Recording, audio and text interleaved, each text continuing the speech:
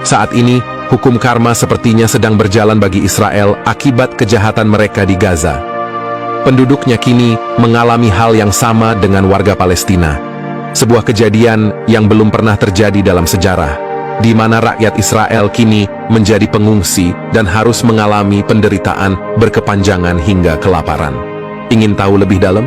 Yuk kita mulai videonya. Assalamualaikum warahmatullahi wabarakatuh. Sobat channel Kabar Langit, meski wilayah Israel tampak tidak seberantakan jalur Gaza saat konflik militer antara Israel dan Hamas meletus, namun realitas di lapangan menunjukkan bahwa ketahanan mental penduduk Israel tidak sebanding dengan penduduk di wilayah Gaza, Palestina. Banyak di antara mereka akhirnya harus menghadapi tantangan berat, mulai dari masalah kesehatan hingga ancaman kelaparan. Jika ini benar, maka kondisi warga Israel bisa dibilang sama parahnya, bahkan mungkin lebih parah. Saat ini ratusan ribu warga terpaksa mengungsi dari tempat tinggalnya yang selama ini aman damai, tak tersentuh bahaya peperangan.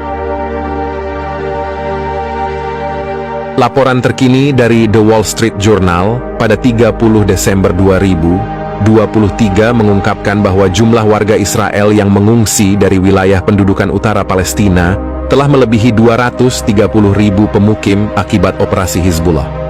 Tindakan kelompok milisi Lebanon tersebut membawa dampak yang sangat signifikan. Beberapa media Israel melaporkan bahwa rasa takut meningkat di kalangan pemukim di wilayah tersebut.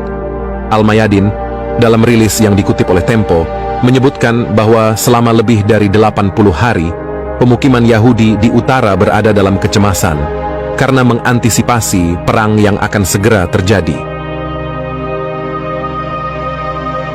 Selain itu, berdasarkan data dari Otoritas Pendudukan dan Imigrasi, diperkirakan sekitar 47.000 warga Israel telah melarikan diri sejak 7 Oktober dan belum jelas apakah mereka akan kembali atau tidak. Menurut majalah Zetman, hal ini berdampak pada migrasi negatif sekitar 500.000 orang. Belum lagi ribuan pekerja asing, pengungsi, dan diplomat yang meninggalkan wilayah pendudukan. Selanjutnya, pada periode ini juga terjadi penurunan lebih dari 70% jumlah orang Yahudi yang berimigrasi ke Israel.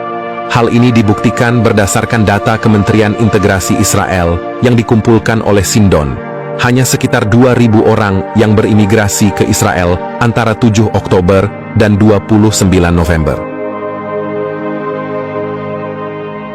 Kesehatan dan kejiwaan menjadi terhambat.